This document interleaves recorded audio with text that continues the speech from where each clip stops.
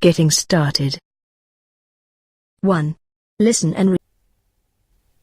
Can we start working on the class project, Equal Opportunities in Education?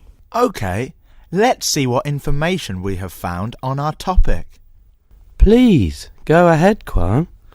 Well, according to a United Nations report, Sub-Saharan Africa had only 82 girls enrolled per 100 boys in secondary school in 2010.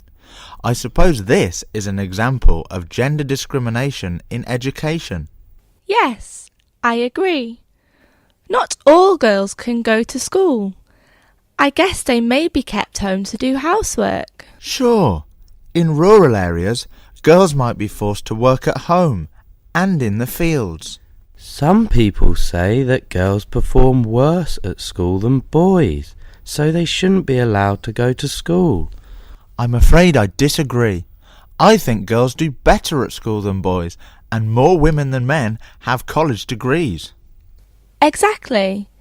In Vietnam, there are slightly more boys than girls in both primary and secondary schools, but more women than men earn college degrees. I believe gender discrimination in education starts at home because parents treat boys and girls differently. I couldn't agree more. Gender discrimination should be eliminated so that everyone has equal opportunities in education.